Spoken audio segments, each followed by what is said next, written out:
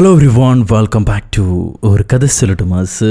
My dear സ്വത്തുക്കുട്ടികളെ, ഒരു robbery movie fun ആയിരിക്കും എന്ന് വിചാരിച്ച് കണ്ടു നോക്കിയതാ. ഇത്രയും ടെൻഷൻ അടുപ്പിച്ച പടം ഈ ഇടയായി ഞാൻ കണ്ടിട്ടേ ഇല്ല. കൊള്ളയടി പല വിധത്തിൽ നമ്മൾ കണ്ടിട്ടുണ്ട്. ഒരുപാട് പ്ലാനൊക്കെ ചെയ്ത് ടെക്നിക്കലായിട്ട് കൊള്ളയടിക്കുന്ന ആൾക്കാർ. ഇവിടെയും അതുപോലെ തന്നെയാണ് കൊള്ളയടിക്കുന്നത്. പക്ഷേ അതിൽ നിന്ന് രക്ഷപ്പെടാൻ പെടുന്ന പെടാപ്പാടുണ്ടല്ലോ. ഇവരാണ് കൊള്ളയടിച്ചതെന്ന് ആർക്കും മനസ്സിലാവാൻ പാടില്ല. മനസ്സിലായാൽ ജീവൻ പോകും. അപ്പൊ അതിൽ നിന്ന് രക്ഷപ്പെടാൻ വേണ്ടി പാടുപെടുന്ന രണ്ട് കൊള്ളയടിക്കാരല്ല, രണ്ട് പോലീസുകാർ തന്നെയാണ് കൊള്ളയടിക്കുന്നത്. എന്നിട്ട് പ്ലാൻ ചെയ്ത പോലെ കാര്യങ്ങൾ നടക്കുന്നുമില്ല. ഈ സംഭവത്തിൽ നിന്ന് രക്ഷപ്പെടുകയും വേണം. അതിന്റെ ടെൻഷനാണ് ഈ സിനിമ മുഴുവൻ. ഇന്ന് നമ്മൾ കാണാൻ പോകുന്നത് കഴിഞ്ഞ വർഷം റിലീസ് ചെയ്ത ഡേർട്ടി മണി എന്ന സൗത്ത് കൊറിയൻ ആക്ഷൻ ക്രൈം മൂവിയാണ്. എന്നാ പിന്നെ സിനിമയുടെ കഥകൾ കേൾക്കാൻ ഇഷ്ടപ്പെടുന്ന നമ്മുടെ കൂട്ടുകാരെല്ലാവരും ചാനൽ സബ്സ്ക്രൈബ് ചെയ്തോളൂ. നമുക്കിപ്പോ ഈ കഥയിലേക്ക് കടക്കാം. ഈ സിനിമയുടെ തുടക്കത്തിൽ രണ്ട് പോലീസുകാർ, ഹീറോയും ഹീറോയുടെ ബഡ്ഡി പോലീസും ക്രൈം നടന്നൊരു സീനിലേക്ക് വരുന്നു. അവിടെ നേരത്തെ തന്നെ കുറച്ച് പോലീസുകാർ കൂടിയിട്ടുണ്ട്. സംഭവം എന്താണ് പറ്റിയതെന്ന് ചോദിക്കുമ്പോൾ അവിടുത്തെ ചെറിയ പോലീസുകാരൻ പറയും, ഒരു 40 വയസ്സുള്ള മധ്യവയസ്കൻ ഫ്ളാറ്റിന്റെ ബാൽക്കണിയിൽ നിന്നും ചാടി ആത്മഹത്യ ചെയ്തിരിക്കുന്നു. സൂയിസൈഡ് തന്നെ ആയിരിക്കണം എന്നാണ് പ്രഥമ നിരീക്ഷണത്തിൽ കാണുന്നത്. ഹീറോ നോക്കുമ്പോൾ ഈ മരിച്ച ആള് കൈ മുറിച്ചും കൂടെ ആത്മഹത്യ ചെയ്യാൻ ശ്രമിച്ചിട്ടുണ്ട്. അത് കഴിഞ്ഞാണ് ബിൽഡിംഗിൽ നിന്ന് താഴത്തേക്ക് ചാടുന്നത്. ബോഡി ചെക്ക് ചെയ്തതിനു ശേഷം അയാളുടെ മുറി ചെക്ക് ചെയ്യണമെന്ന് പറഞ്ഞിട്ട് ഹീറോ മരിച്ച ആളുടെ മുറിയിലേക്ക് പോകുന്നു. ആ സമയത്ത് ബോഡിക്ക് കാവലുണ്ടായിരുന്ന ചെറിയ പോലീസ് ഹീറോയുടെ ബഡ്ഡി പോലീസിന്റെ അടുത്ത്, സർ, കിം സാറിനോട് എന്റെ കാര്യം നിങ്ങൾ പറയോ, ഞാൻ നിങ്ങളെ സഹായിക്കാം, എനിക്കും കാശിന് ചില അത്യാവശ്യമുണ്ട്, നിങ്ങൾ എന്ത് കാര്യം പറയുകയാണെങ്കിലും ഞാൻ കൂടെ നിന്ന് ചെയ്തുതരാം, വേണമെങ്കിൽ സ്റ്റേഷനിൽ നിന്ന് ഗൺസ് വേണമെങ്കിലും മറിച്ചു തരാം, കാരണം ഗണ്ണിന്റെ കാവൽക്കാരനാണ് ഞാൻ, ഒന്ന് സംസാരിക്കോ എന്ന് ചോദിക്കും. അപ്പൊ ബഡ്ഡി പോലീസുകാരൻ, മിണ്ടാതിരിയാടാ, ഉള്ള ജോലിയും കൂടെ കളയാതെ, അങ്ങനെ ഇപ്പം ഞങ്ങൾക്ക് മറ്റൊരാളുടെ ആവശ്യമില്ല, നീ ഇവിടുത്തെ ഡ്യൂട്ടി ചെയ്യാൻ നോക്കെന്ന് പറഞ്ഞിട്ട് ബഡ്ഡി പോലീസ് ഹീറോയുടെ അടുത്തേക്ക് വരികയാണ്. സോ ആ ചെറിയ പോലീസുകാരനെ അറിയാം ഹീറോ ചെറിയ തരികിടകളൊക്കെ ചെയ്യുന്നുണ്ട് എന്നുള്ളത് പണത്തിന് വേണ്ടി. ഇപ്പൊ ഹീറോ ആ മരിച്ച ആളുടെ മുറിയിലേക്ക് വരുന്നു. അവിടെ പരിശോധിക്കുമ്പോൾ ആരോ ഇയാളെ ഉപദ്രവിച്ചതായിട്ട് അടയാളങ്ങളുണ്ട്. ഇയാളുടെ മുറിയിലേക്ക് വന്നവർ എന്തെങ്കിലും എടുത്തിട്ട് പോകാനായിരിക്കും വന്നിട്ടുണ്ടാവുക. അത് ചോദിച്ചിട്ടായിരിക്കും ഉപദ്രവിച്ചിരിക്കുക എന്നുള്ളത് ഹീറോയ്ക്ക് മനസ്സിലായി. അപ്പോഴാണ് മേജർ ക്രൈംന്ന് ഒരു ഇൻസ്പെക്ടർ അങ്ങോട്ട് വരുന്നത്. ആരാടാ നിങ്ങൾ? ഈ കേസ് ഞങ്ങളുടേതാണ്, നിങ്ങൾ ആരോട് ചോദിച്ചിട്ടാ ഈ കേസിൽ ഇടപെട്ടത്? ഞങ്ങളുടെ ക്രൈം സീൻ നശിപ്പിക്കാതെ ഇറങ്ങിപ്പോയിക്കോ, ഇനി ഇവിടെ ഉണ്ടാവാൻ പാടില്ല എന്ന് പറഞ്ഞ് പുള്ളിക്കാരൻ ആജ്ഞാപിക്കുന്നു. അത് നമ്മുടെ ബഡ്ഡി പോലീസിന് ഇഷ്ടാവുന്നില്ല. ഞങ്ങളും വിളിച്ചിട്ടാടോ വന്ന്, നിന്റെ കേസാണെന്ന് ഞങ്ങളോട് ആരും പറഞ്ഞിട്ടില്ല, ഡിപ്പാർട്ട്മെന്റ് വേറെയാണെങ്കിലും മര്യാദയ്ക്ക് സംസാരിക്കുന്നു പറഞ്ഞ് ബഡ്ഡി പോലീസുകാരനും ആ ഇൻസ്പെക്ടറും തമ്മിൽ വഴക്ക്. ഹീറോ വന്നിട്ട് രണ്ടുപേരെയും പിരിച്ച് ബഡ്ഡി പോലീസുകാരനോട് പുറത്തേക്ക് പോകാൻ പറയും. അപ്പൊ മേജർ ക്രൈമിലെ ഇൻസ്പെക്ടർ ഹീറോയെ നോക്കി, നീ ഇപ്പോഴും തോണ്ടി നടപ്പെന്നെയാണോടാ എന്ന് പറഞ്ഞ് കളിയാക്കുന്നുണ്ട്. സോ അവര് തമ്മിൽ നേരത്തെ അറിയാം. ഹീറോ ഒന്നും മിണ്ടാതെ അവിടെ നിന്ന് ഇറങ്ങിപ്പോകുന്നു. പോകുന്ന വഴി ഇവരെ ക്രൈം സീൻ അല്ലെങ്കിൽ പോലും ഹീറോ ആ മരിച്ച ആളുടെ ബോഡി ചെക്ക് ചെയ്യുന്നുണ്ട്. അപ്പൊ കാലി ഒട്ടിച്ചിരിക്കുന്ന പ്ലാസ്റ്ററിൽ നിന്ന് ഒരു ചെറിയ മെമ്മറി കാർഡ് കിട്ടും. അത് ഹീറോ എടുത്ത് ഒളിച്ചു വെക്കുന്നു. ഈ മേജർ ക്രൈമിലെ ഇൻസ്പെക്ടർക്ക് അതിനെക്കുറിച്ച് അറിയില്ല. അതും എടുത്തിട്ട് ഇവർ ഇറങ്ങിപ്പോവാ. ചെറിയ പോലീസുകാരൻ അറിയുന്നുണ്ട്, എന്നാൽ അവൻ മിണ്ടില്ല. അവനും ബഡ്ഡി പോലീസും നല്ല കൂട്ടുകാരായിരിക്കും, അതുകൊണ്ടാവണം. ഇപ്പൊ അവിടെ നിന്ന് ഇറങ്ങിയ ഹീറോ ഒരു ക്ലബിലേക്ക് ചെല്ലുന്നു. ഇല്ലീഗലായിട്ട് നടത്തുന്ന ഒരു ക്ലബിലേക്ക് ചെല്ലാണ്. അവിടെ ഒരു ബബ്ലുമോസ് ഉണ്ട്. ഹീറോയ്ക്ക് ക്രൈം സീനിൽ നിന്ന് കിട്ടുന്ന വിലപിടിപ്പുള്ള സാധനങ്ങൾ ഹീറോ ഇയാൾക്ക് മറിച്ചു വിൽക്കും. എന്നിട്ട് അതിന്റെ പണം പറ്റും. ഇപ്പൊ അങ്ങനെ കുറച്ച് വാച്ചൊക്കെ കൊടുക്കുന്നുണ്ട്. അത് മാത്രമല്ല, ഇവരെ ക്ലബിൽ നിന്ന് കൈക്കൂലിയും ഹീറോ പറ്റാറുണ്ട്. അവർ ഇല്ലീഗലായിട്ട് നടത്തുന്നതിനെ ഹീറോ എതിർക്കില്ല. അവരുടെ കയ്യിൽ നിന്ന് കൈക്കൂലി പറ്റാറുണ്ട്. ഇപ്രാവശ്യം ബബ്ലുമോസ് കുറച്ച് കൈക്കൂലി കുറയ്ക്കാൻ പറയുമ്പോൾ ഹീറോ ഉടനെ ദേഷ്യപ്പെട്ട് അയാളുടെ ലാൻഡ് ഫോൺ എല്ലാം അടിച്ചു പൊട്ടിക്കും. പോലീസുകാരനോട് വില വെച്ചുനോടാ, നിന്റെ ക്ലബ്ബ് ഇവിടെ ഉണ്ടാവില്ല എന്ന് പറഞ്ഞ് ഭീഷണിപ്പെടുത്തുമ്പോൾ അയാൾ ഇവർക്ക് സാധാരണ കൊടുക്കുന്ന പണം മുഴുവനായിട്ട് എടുത്ത് കൊടുക്കുന്നുണ്ട്. എന്നിട്ട് ഹീറോയോട് പറയും, ചൈനീസന്മാര് നമ്മുടെ നാട്ടിൽ വന്ന് ക്ലബ്ബ് നടത്തുന്നു, പെണ്ണുങ്ങളെ വിൽക്കുന്നു, ഡ്രഗ്സ് വിൽക്കുന്നു, എന്നിട്ടുണ്ടാക്കുന്ന പണമെല്ലാം അവരെ നാട്ടിലേക്ക്, ചൈനയിലേക്ക് അയക്കുന്നുണ്ട്. അവരെ ഒന്നും ചോദ്യം ചെയ്യണ്ട, സ്വന്തം നാട്ടിലെ കൊറിയക്കാരെ മാത്രമേ നിങ്ങൾ ഉപദ്രവിക്കുള്ളൂ. ഇത് കേൾക്കുമ്പോൾ ബഡ്ഡി ചോദിക്കും, ചൈനക്കാരോ? അവരിവിടുന്ന് പണം അയക്കുന്നുണ്ട്. ഇപ്പൊ ബബ്ലു പറയാണ്, നിങ്ങൾക്ക് ഇതിനെക്കുറിച്ചൊന്നും അറിയില്ലേ? ചൈനക്കാർ കളക്ട് ചെയ്യുന്ന പണമെല്ലാം വട്ടിപ്പലിശ, ഡ്രഗ്, ഗേൾസ്, ഇതിൽ നിന്നൊക്കെ കിട്ടുന്ന പണമെല്ലാം ഒരുമിച്ച് കൂട്ടി ഒരു വർഷത്തിൽ ഒരു തവണ അവരെ നാട്ടിലേക്ക് അയക്കും. ഞങ്ങളെല്ലാവർക്കും അതറിയാം, നിങ്ങൾക്കറിയാത്തത് പുതിയൊരു വിവരം. അപ്പൊ ഹീറോ എവിടെ നിന്ന് എവിടേക്കാണ് അയക്കണമെന്ന് ചോദിക്കുന്നുണ്ട്. അതൊന്നും എനിക്കറിയില്ലപ്പ, ഇതാ നിങ്ങളുടെ പങ്കെന്നും പറഞ്ഞ് ബബ്ലുമോസ് ഇവർക്ക് വേണ്ട പണം കൊടുക്കുന്നു. ഹീറോയും കൂട്ടുകാരനും അത് വാങ്ങിച്ചിട്ട് ഇറങ്ങി വീട്ടിലേക്ക് ചെല്ലുന്ന വഴി ബഡ്ഡി അവന് കിട്ടിയ പങ്ക് ഹീറോയ്ക്ക് കൊടുത്തിട്ട് ഹീറോയുടെ മോൾക്ക് എന്തെങ്കിലും വാങ്ങിച്ചു കൊടുക്കാൻ പറയും. താൻ എന്റെ സഹോദരനെ പോലെയല്ലേ, അപ്പൊ തന്റെ മോള് എന്റെ മോളെയും പോലെ തന്നെ, അവൾക്ക് വേണ്ട കാര്യങ്ങൾ ഞാനും ചെയ്തു കൊടുക്കണ്ടേ. ഇത് കേൾക്കുമ്പോൾ ഹീറോ ആ പണം തിരികെ അവൻ എന്നെ കൊടുത്തിട്ട് എൻ്റെ മോളുടെ കാര്യം നീ അന്വേഷിക്കേണ്ട ആവശ്യമില്ല. നീ എൻ്റെ കൂടെ ജോലി ചെയ്യുന്നതുകൊണ്ട് മാത്രമാണ് ഞാൻ നിന്നെ ജീവനോടെ വെച്ചേക്കുന്നത്. അല്ലെങ്കിൽ എപ്പോഴേ തല്ലിക്കൊന്നേനെ. എന്നോട് ഒരുപാട് സ്നേഹം കാണിച്ച് നീ അഭിനയിക്കൊന്നും വേണ്ട. ഞാൻ അത്ര നല്ലവനല്ല എന്ന് പറഞ്ഞിട്ട് ഹീറോ അവിടെ നിന്ന് ഇറങ്ങിപ്പോവും. നേരെ ഒരു ഹോസ്പിറ്റലിലേക്കാണ് പോകുന്നത്. അവിടെ കുറച്ച് പണം കിട്ടാനുണ്ട്. എന്താന്ന് വെച്ചാൽ ഹീറോയുടെ മോൾക്ക് സുഖമില്ല, കാര്യമായ ഹെൽത്ത് ഇഷ്യൂസ് ഉണ്ട്, അതിന് സർജറി വേണം. ഈ സമയത്ത് ബഡ്ഡി ആണെങ്കിൽ അവന്റെ കൂട്ടുകാരിനെയും വിളിച്ചിട്ട് ഗേൾഫ്രണ്ടിനെയും വിളിച്ച് ക്ലബിലും പബ്ബിലും ഒക്കെ ആയിട്ട് എൻജോയ് ചെയ്തുകൊണ്ടിരിക്കുക. അപ്പൊ ഹീറോ ഇവിടെ മോളുടെ അടുത്തേക്ക് വരുന്നു. മോൾ എപ്പോഴാ വീട്ടിൽ പോവാ? അപ്പ എനിക്ക് ഈ ഹോസ്പിറ്റലിൽ മടുത്തു, എന്നെ വീട്ടിലേക്ക് കൊണ്ടുപോന്ന് പറയുന്നുണ്ട്. ഹീറോ മോളുടെ സർജറി കഴിഞ്ഞ ഉടനെ അപ്പം മോളെ വീട്ടിലേക്ക് കൊണ്ടുപോകാം, കുറച്ച് നാൾ കൂടെയുള്ളൂ, സർജറി കഴിഞ്ഞാൽ മോളുടെ എല്ലാ സൂക്കേടും മാറും, പിന്നെ ഉഷാറായിട്ട് സ്കൂളിൽ പോവാന്ന് പറഞ്ഞ് അവളെ സമാധാനിപ്പിക്കുന്നു. അത് കഴിഞ്ഞ് പിറ്റേന്ന് ഹീറോ ഒരു മുടിയൻ പലിശക്കാരനെ ചെന്ന് കാണുന്നുണ്ട്. അയാൾ ഒരു ചൈനക്കാരനാ. ഇവിടെ ഒരുപാട് ക്ലബ്ബൊക്കെ നടത്തുന്നുണ്ട്. ഇയാളുടെ കയ്യിൽ നിന്നും ഹീറോ ഇടയ്ക്കിടെ കൈക്കൂലി വാങ്ങിക്കാറുണ്ട്, അവരെ ക്ലബിനെ ഡിസ്റ്റർബ് ചെയ്യാതെ. ഇപ്പൊ ഹീറോ ഇന്നലെ ഒരാള് മരണപ്പെട്ടില്ലേ, അതിനെക്കുറിച്ച് നിന്നോട് എനിക്ക് സംസാരിക്കാനുണ്ട്. ഇന്നലെ മരണപ്പെട്ട ആളെ അന്വേഷിച്ച് മേജർ ക്രൈമിന്റെ ആൾക്കാർ വന്നിട്ടുണ്ട്. എനിക്കറിയാം നിനക്കും ആ മരിച്ച ആൾക്കും ബന്ധമുണ്ടെന്ന്. താൻ എന്തെങ്കിലും മറയ്ക്കുന്നുണ്ടെങ്കിൽ ഇപ്പൊ തന്നെ പറഞ്ഞോ, ഞാൻ മേജർ ക്രൈമിന്റെ കയ്യിൽ നിന്ന് നിങ്ങളെ രക്ഷപ്പെടുത്താം, ഞാൻ നിങ്ങളെ സഹായിക്കാന്ന് പറയും. അപ്പൊ ആ മുടിയൻ നിന്റെ സഹായത്തിന് നന്ദി, പക്ഷേ നിന്നോടൊന്നും ഞാൻ മറയ്ക്കുന്നില്ല.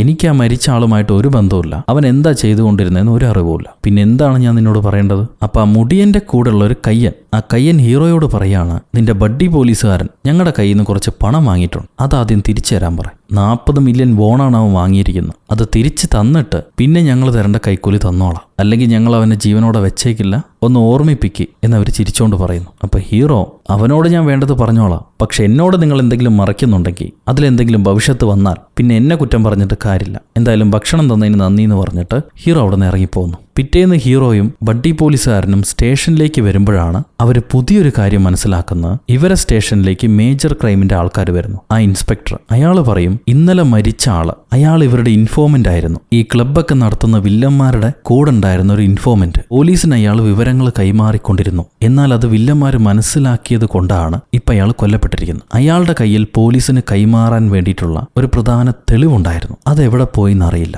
എന്ന് ഈ മേജർ ക്രൈമിന്റെ ഇൻസ്പെക്ടർ നമ്മുടെ ഹീറോയുടെ സ്റ്റേഷനിലുള്ള ക്യാപ്റ്റനോട് പറയുന്നുണ്ട്. കൂടെ നമ്മുടെ ബഡ്ഡി പോലീസുകാരനുണ്ടാവും. ഇത് കേട്ടുടനെ ബഡ്ഡി പോലീസ് ഓടി ഹീറോയുടെ അടുത്തേക്ക് വന്നിട്ട് ആ മെമ്മറി കാർഡിൽ പ്രധാനപ്പെട്ട എന്തൊക്കെയുണ്ട് നമുക്ക് ചെക്ക് ചെയ്യാന്ന് പറഞ്ഞ് ഇവർ ആ മെമ്മറി കാർഡ് ചെക്ക് ചെയ്യുന്നു. അപ്പൊ കൊറിയയിൽ നിന്നും ബോട്ടിലൂടെ ഇവര് പണം ചൈനയിലേക്ക് കടത്തുന്നത് മനസ്സിലാവും. അതിന്റെ ഡേറ്റ് ഒക്കെ ഈ മെമ്മറി കാർഡിലുണ്ട്. ഇപ്പൊ ഏതാണ്ട് 500 മില്യൺ വോൺ അവർ കടത്തുന്നുണ്ട്. അത് അത്യാവശ്യം ഒരുപാട് പണമാണ്. ഈ വിവരം അറിഞ്ഞ ഉടനെ ബഡ്ഡി പോലീസ് ഹീറോയോട് പറയും, നമുക്കിത് മേജർ ക്രൈമിന് തന്നെ കൈമാറാം, വെറുതെ കൈ വെച്ചോണ്ടിരുന്നാൽ വലിയ ബുദ്ധിമുട്ടാവും. അപ്പൊ ഹീറോ, നമ്മൾ ഇപ്പൊ ഇത് കൈമാറിയാൽ ആളറിയാതെ എവിഡൻസ് സ്വാപ്പ് ചെയ്തു എന്ന് പറഞ്ഞിട്ട് നമ്മുടെ രണ്ടുപേരുടെയും തല ഉരുളും, നമ്മുടെ ജോലിക്ക് അവർ പണി തരും. ഇത് കേൾക്കുമ്പോൾ ബഡ്ഡി പോലീസ് പറയും, അത് ഞാനല്ലല്ലോ എടുത്ത്, നിങ്ങളല്ലേ, അപ്പൊ നിങ്ങളുടെ ജോലിയല്ലേ പോവാ. ഉടനെ ഹീറോ അവന്റെ മണ്ടയ്ക്കൊരു കൊട്ട് കൊടുത്തിട്ട്, ഇന്നലെ അല്ലടാ നീ പറഞ്ഞത് നമ്മൾ സഹോദരങ്ങളാണെന്ന്, എന്നിട്ട് ഇപ്പം എന്നെ ചതിക്കാൻ നോക്കുന്നു. അപ്പൊ ബഡ്ഡി പോലീസ്, സഹോദരങ്ങളാണെങ്കിലും നമുക്ക് വേറെ വേറെ രക്തമല്ലേ, അതുകൊണ്ട് പറഞ്ഞ് ഹീറോ അവന്റെ വായ്ക്ക് അടി കൊടുക്കുന്നു. അത് കഴിഞ്ഞിട്ട് ബഡ്ഡിയെ തനിച്ച് വിളിച്ചോണ്ട് വന്ന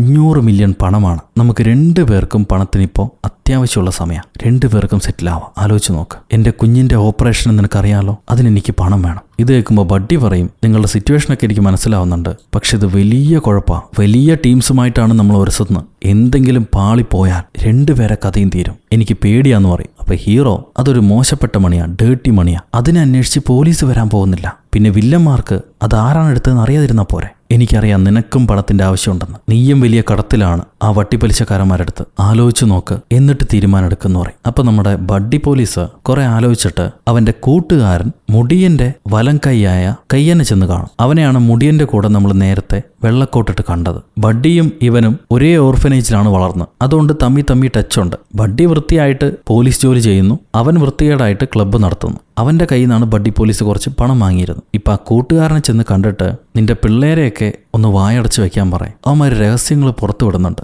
ഞാനൊരു രഹസ്യം കേട്ടു, മേജർ ക്രൈമുകാർ ചില കാര്യങ്ങൾ കണ്ടുപിടിച്ചിട്ടുണ്ട്. നിന്റെ ഏതോ പിള്ളേരെ കയ്യിൽ നിന്ന് കിട്ടിയ വിവരമാണ്. ചൈനീസ് ഗ്യാങ് ഈ നാട്ടിൽ നിന്ന് പണം കടത്തുന്നുണ്ടത്രേ, അവർ കളക്ട് ചെയ്ത്. ഇത് കേൾക്കുമ്പോൾ കയ്യൻ ചോദിക്കും, നിന്നോട് ഇതാരാ പറഞ്ഞെന്ന്, നീ ഇതെങ്ങനെ അറിഞ്ഞ്? അപ്പൊ ബഡ്ഡി, എന്നാണ് കടത്തുന്നതെന്ന് പറയും, ഞാൻ നിങ്ങൾക്ക് സേഫ് ആയിട്ട് കവർ തരാം, കുഴപ്പങ്ങളൊന്നും ഉണ്ടാവില്ല, മേജർ ക്രൈമിൽ നിന്ന് രക്ഷപ്പെടുത്താം. അപ്പൊ കയ്യൻ ചിരിച്ചിട്ട്, നീ എന്തിനാ ഈ സഹായം എനിക്ക് ചെയ്തു തരുന്നു, നിനക്കതിലെന്തോ ഉപകാരം, എന്നോടിപ്പോൾ എന്തിനാ ഇത് പറയാൻ വന്നതെന്ന് ചോദിക്കും. അപ്പൊ ബഡ്ഡി, ഞാൻ നിനക്ക് കവർ തരാം, ഞാൻ നിങ്ങൾക്ക് തരാനുള്ള പണത്തിന്റെ പലിശ മാത്രം കട്ട് ചെയ്താൽ മതി, ബാക്കിയുള്ള പണം ഞാൻ തന്നേക്കാം, ആ പലിശ കട്ട് ചെയ്യുന്നതിനുള്ള പ്രത്യുപകാരമായിട്ട് വിചാരിച്ചാൽ മതി. അപ്പൊ കയ്യൻ ചിരിച്ചിട്ട് ഡോർ അടയ്ക്കാൻ പറഞ്ഞ് ഏത് ദിവസമാണ് ഇവർ ആ പണം കടത്തുന്നതെന്നുള്ളത് പറഞ്ഞു കൊടുക്കും. അത് കഴിയുമ്പോൾ ബഡ്ഡി പോലീസ് ഹീറോയുടെ കുഞ്ഞിനെ വന്ന് കാണുന്നുണ്ട്. കുഞ്ഞിന് അങ്കിൾ എന്ന് പറഞ്ഞ് ബഡ്ഡി ഒരുപാട് ഇഷ്ടമാണ്. കാര്യങ്ങളെല്ലാം മനസ്സിലാക്കി എല്ലാം ഓക്കെ ആണെന്നറിയുമ്പോൾ ബഡ്ഡി ഹീറോയോട് പറയും, നിങ്ങൾ ചെയ്യാൻ തയ്യാറാണെങ്കിൽ ഞാനും കൂടെയുണ്ട്, ഞാനും ചെയ്യാൻ തയ്യാറാണെന്ന് പറയും. ഇപ്പൊ എവിടുന്നാണ് ഇവർ ആ പണം സ്വരുക്കൂട്ടി കടത്തുന്നതെന്ന് മനസ്സിലായി. ഹാർബറിലെ ചൈനീസ് ഗ്യാങ്ങിന്റെ ബിൽഡിങ്ങിൽ വെച്ചിട്ടാണ് ഇവർ ആ പണം കെട്ടി പിന്നീട് ബോട്ട് വഴി കടത്തുന്നു. ആ കെട്ടിടത്തിൽ നിന്ന് അടിക്കാനാണ് ഇവർ പ്ലാൻ ചെയ്തിരിക്കുന്നത്. എന്നാൽ അപ്പം അവിടെ ഉണ്ടാവുന്ന ആൾക്കാരെ പേടിപ്പിക്കാൻ വേണ്ടിയിട്ട് കുറച്ച് തോക്കുകൾ നമുക്ക് വേണം. നമ്മുടെ തോക്കാവരുത്, പുറത്തു നിന്നുള്ള തോക്കാവണം. അതിനെന്താ ചെയ്യാൻ ചോദിക്കുമ്പോൾ ബഡ്ഡി പറയും, അങ്ങനെ തോക്ക് വേണമെങ്കിൽ ഒരാളെയും കൂടി ഉള്ളിൽ കയറ്റിയാലോ, അല്ലാതെ നമുക്ക് വഴിയില്ല. ഈ ക്രൈമിൽ ഒരാളെയും കൂടി കയറ്റാന്ന് പറഞ്ഞ് നമ്മൾ നേരത്തെ ചിന്ന പോലീസിനെ കണ്ടില്ലേ, എനിക്ക് പണത്തിന്റെ ആവശ്യമുണ്ട്, ഞാൻ നിങ്ങൾക്ക് വേണ്ടി എന്തും ചെയ്തു തരാം, തോക്ക് വേണമെങ്കിലും മാറ്റിയെടുത്തു തരാന്ന് പറഞ്ഞല്ലേ, അവനെ വിളിച്ചു വരുത്തും. ഇവനെ വിശ്വസിക്കാൻ പറ്റുമോ എന്ന് ഹീറോ ചോദിക്കുമ്പോൾ ഈ ചെറുക്കനെ വളർത്തിയതേ ഞാനാ, നമ്മളവൻ ചതിക്കില്ല, എന്ത് വേണമെങ്കിലും ചെയ്തു തരും, നമുക്കിവനെ കൂടെ കൂട്ടാന്ന് പറയും. അപ്പൊ ഹീറോ ചോദിക്കും, നീ എങ്ങനെയാണ് തോക്കെടുത്ത് തരാൻ പോണേന്ന്. അവന്റെ സ്റ്റേഷനിലെ തോക്കുകളുടെ സംരക്ഷണ ചുമതല ഈ ചെറുക്കനാ.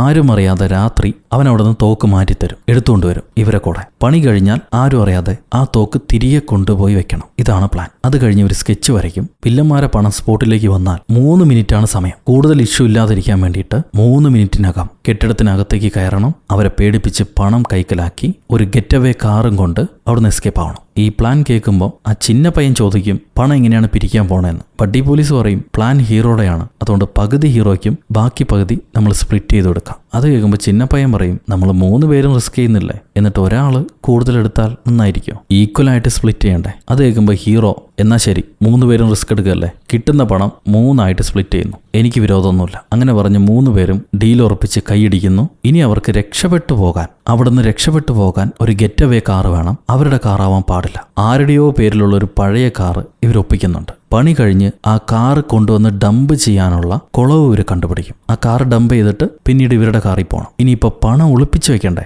അതെവിടെയാണ് കൊണ്ടുപോയി വെക്കാന്ന് ചോദിക്കുമ്പോൾ ഈ ചിന്ന പയ്യൻ അവന്റെ അച്ഛന്റെ പേരിലുള്ള ഒരു ഉണങ്ങിയ ഫാം ഉണ്ട്, അവിടെ ഒരു പഴയ ഫാം ഹൗസ് ഉണ്ട്, അതിനകത്ത് കൊണ്ടുപോയി വെക്കാന്ന് പറയും. അതിനകത്തൊരു അണ്ടർഗ്രൗണ്ട് ഉണ്ട്, അവിടെ കൊണ്ടുപോയി വെക്കാന്ന് പറയും. അങ്ങനെ ഇവർ ആ ഫാം ഹൗസിലേക്ക് പോകുന്നു. രാത്രി പണം കിട്ടിക്കഴിഞ്ഞാൽ അതുകൊണ്ട് എന്തൊക്കെയാണ് ചെയ്യാൻ പോണേന്നുള്ളത് ഇവർ പരസ്പരം സംസാരിക്കും. ആ ചിന്ന പയ്യനും ഒരുപാട് കടങ്ങളുണ്ട്, അതൊക്കെ വീട്ടിയിട്ട് അച്ഛന് ഇഷ്ടപ്പെട്ട വലിയൊരു കാറ് വാങ്ങിക്കണം. ഹീറോ പറയും, കുഞ്ഞിന്റെ ഓപ്പറേഷൻ കഴിഞ്ഞാൽ അവളുമായിട്ട് ഓസ്ട്രേലിയ പോവുക, അവിടെ അവൾക്ക് നല്ല എഡ്യൂക്കേഷൻ, ജോലിയെല്ലാം രാജിവെച്ച് ഞാൻ എൻ്റെ കുഞ്ഞിന് വേണ്ടി അവിടെ ചെന്ന് ജീവിക്കും സേഫായിട്ട്. നമ്മുടെ ബഡ്ഡി പോലീസുകാരന് അങ്ങനെ ഒരു പ്ലാനൊന്നുമില്ല, കട ഉള്ളത് കൊടുത്തു തീർക്കുക, പിന്നെ ഗേൾഫ്രണ്ടുമായിട്ട് ജീവിക്കുക. അപ്പൊ ഇതൊക്കെയാണ് ഇവര് 3 പേരുടെയും ആഗ്രഹങ്ങൾ. ഇതെല്ലാം പറഞ്ഞു കഴിഞ്ഞതിന് ശേഷം പിറ്റേ ദിവസമാണ് ഇവർ ആ റോബറി നടത്താൻ പോകുന്നത്. നമ്മുടെ ചിന്ന പയ്യൻ, ചിന്ന പോലീസ് അവന്റെ സ്റ്റേഷനിൽ നിന്ന് 2-3 തോക്കുകൾ മാറ്റും. ഹീറോയും ബഡ്ഡിയും കൂടെ ഇവർ ഓഫീസ് ടൈം കഴിയുമ്പോൾ നൈസായിട്ട് അവിടെ നിന്ന് ഇറങ്ങാണ്. 3 പേരും മണി ഹിസ്റ്റിലെ പോലെ ചുവന്ന വസ്ത്രവും ധരിച്ച് CCTVയിൽ മുഖം പെടാതിരിക്കാൻ വേണ്ടി ക്യാപ്പും ധരിച്ച് ഈ ലൊക്കേഷനിലേക്ക് വരുന്നു.